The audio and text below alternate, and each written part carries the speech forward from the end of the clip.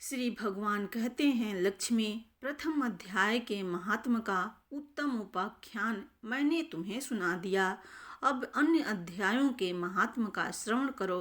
दक्षिण दिशा में वेद वेता ब्राह्मणों के पुरंदरपुर नामक नगर में श्रीमान देव शर्मा नामक एक विद्वान ब्राह्मण रहते थे।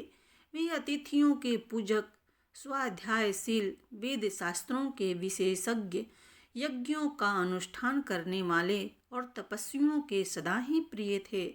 उन्होंने उत्तम द्रव्यों द्वारा अग्नि में हवन करके दीर्घ काल तक देवताओं को तृप्त किया, किंतु उन धर्मात्मा ब्राह्मण को कभी सदा रहने वाली शांति न मिली। वे परम कल्याण में तत्वों का ज्ञान प्राप्त करने की इच्छा से प्रतिदिन प्रचुर सामग्रियों के द्वारा सत्य संकल्प वाले तपस्वियों की सेवा करने लगे।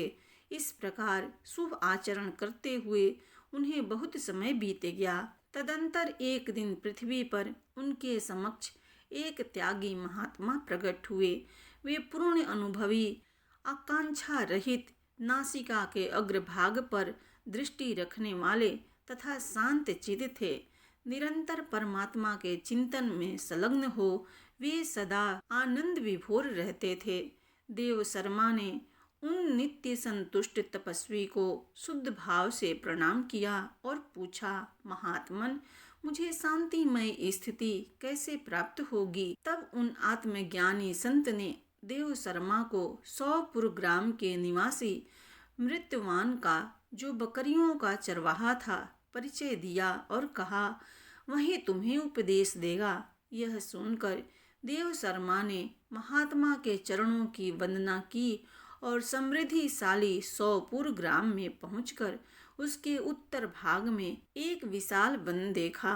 उसी वन में नदी के किनारे एक शिला पर मित्रवान बैठा था। उसके नेत्र आनंद तिरेक से निश्चल हो रहे थे। वे अपलक दृष्टि से देख रहा था। वह स्थान आपस का स्वाभाविक वैर छोड़कर एकत्रित हुए परस्पर विरोधी जंतुओं से घिरा था। वहाँ उद्यान में मंद मंद वायु चल रही थी। मृगों के झुंड शांत भाव से बैठे थे और मित्रवान दया से भरी हुई आनंदमयी मनोहारिणी दृष्टि से पृथ्वी पर मानो अमृत छिड़क रहा था। इस रूप में उसे देखकर देव शर्मा का मन प्रसन्न हो गया। वे उत्सुक होकर बड़ी विनय के साथ मित्रवान के पास गए। मित्रवान ने भी अपने मस्तक को किंचित नवाकर देव शर्मा का सत्कार किया। तदंतर विद्वान देव शर्मा अनन्य चित्त से मित्रवान के समीप गए और जब उसके ध्यान का समय समाप्त हो गया, उस समय उन्होंने अपने मन की बात पूछी। महाभाग, मैं आत्मा का ज्ञान प्राप्त करना चाहता हूँ। मेरे इस मनोरथ की पूर्ति के लिए मुझे किसी ऐसे उपाय का उपदेश कीजिए जिसके द्वारा सिद्धि प्राप्त हो चुकी हो।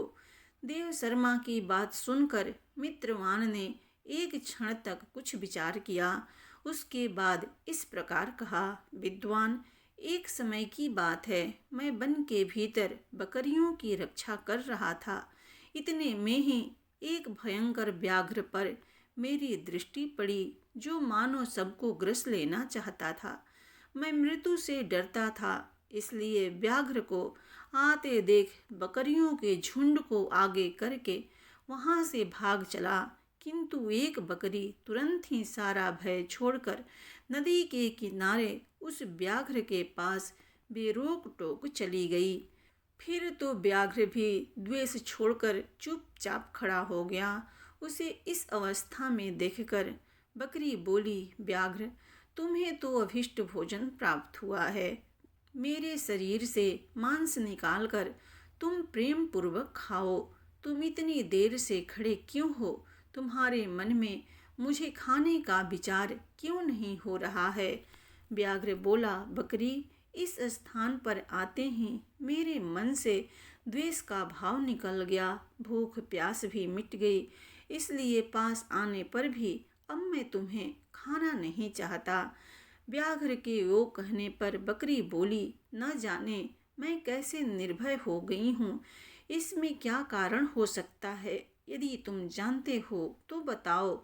यह सुनकर व्याघ्र ने कहा, मैं भी नहीं जानता। चलो सामने खड़े हुए इन महापुरुष से पूछें। ऐसा निश्चय करके वे दोनों वहां से चल दिए। उन दोनों के स्वभाव में यह विचित्र परिवर्तन देखकर मैं बहुत विस्मय में पड़ा था। इतने में ही उन्होंने मुझे से आकर प्रश्न किया। वहां वृक्ष की शाखा पर एक वानर राज था। उन दोनों के साथ मैंने भी वानर राज से पूछा। विप्रवर, मेरे पूछने पर वानर राज ने आदर पूर्वक कहा, अजातपाल सुनो, इस विषय में मैं तुम्हें प्राचीन वृतांत सुनाता हूँ। यह सामने वन के भीतर जो बहुत बड़ा मंदिर है उसकी ओर देखो। इसमें ब्रह्मा जी का स्थापित किया हुआ एक शिवलिंग है। पूर्व काल में यहाँ सुकर्मा नामक एक बुद्धिमान महात्मा रहते थे, जो तपस्या में संलग्न होकर इस मंदिर में उपासना करते थे। वे वन में से फूलों का संग्रह कर लाते और नदी के जल से पूजनीय भगवान शंकर को स्नान कराकर उन्हीं से उनकी पूजा किया करते थे। इस प्रकार आराधना का कार्य करते हुए सुकर्मा यहाँ निवास करते थे। बहुत समय के बाद उनके समीप किसी अतिथि का आगमन हुआ। सुकर्मा ने भोजन के लिए फल लाकर अतिथि को अर्पण किया और कहा, विद्वान, मैं केवल तत्व ज्ञान की इच्छा से भगवान शंकर की आराधना करता हूँ। आज इस आराधना का फल परिपक्व होकर मुझे मिल गया, क्योंकि इस समय आप जैसे महापुरुष ने मुझ पर अनुग्रह किया है। सुकर्मा के ये मधुर वचन सुनकर तपस्या के धनी महात्मा अतिथि को बड़ी प्रसन्नता हुई। उन्होंने एक शिलाखंड पर गीता का दूसरा अध्याय लिख दिया और ब्राह्मण को उसके पाठ एवं अध्याय के लिए आज्ञा देते हुए कहा, ब्राह्मण, इससे तुम्हारा आत्मज्ञान संबंधी मनोरथ अपने आप सफल हो जाएगा। यो कहकर वे बुद्धिमान तपस्वी सुकर्मा के सामने ही उनके देखते देखते अंतर्ध्यान हो गए। सुकर्मा विस्मित होकर उनके आदेश के अनुसार निरंतर गीता के द्वितीय अध्याय का अभ्यास करने लगे। तदंतर दीर्घ काल के पश्चात अंतःकरण शुद्ध होकर उन्हें आत्मज्ञान की प्राप्ति हुई। फिर वे जहाँ जहाँ गए वहाँ वहाँ का तपोवन शांत हो गया। उनमें शीत उष्ण और राग द्वेष आदि की बाधाएं दूर हो गई। इतना ही नहीं, उन स्थानों में भूख प्यास का कष्ट भी जाता रहा तथा भय का सर्वथा अभाव हो गया। यह सब द्वितीय अध्याय का जप करने वाले सुकर्मा ब्राह्मण की तपस्या का ही प्रभाव समझो। मित्रवान कहता है, वानर राज के यो कहने पर मैं प्रसन्नता पूर्वक बकरी और व्याघ्र के साथ उस मंदिर की ओर गया। वहां जाकर शिलाखंड पर लिखे हुए गीता के द्वितीय अध्याय को मैंने देखा और पढ़ा। उसी की आवृत्ति करने से मैंने तपस्या का पार पा लिया है। अतः भद्र पुरुष, तुम भी सदा द्वितीय अध्याय की आवृत्ति किया करो। ऐसा करने पर मुक्ति तुमसे दूर नहीं रहेगी। श्री भगवान कहते हैं, प्रिय मित्रवान के इस प्रकार आदेश देने पर देव शर्मा ने उसका पूजन किया और उसे प्रणाम करके पुरंदरपुर की राह ली।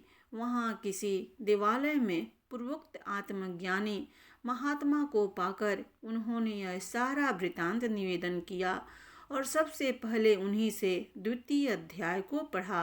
उनसे उपदेश पाकर शुद्ध अंतःकरण वाले देव शर्मा प्रतिदिन बड़ी श्रद्धा के साथ द्वितीय अध्याय का पाठ करने लगे। तब से उन्होंने अनवद्य परम पद को प्राप्त कर लिया। लक्ष्मी, यह द्वितीय अध्याय का उपाख्यान कहा गया। प्रेम से बोलिए भगवान विष्णु की जय।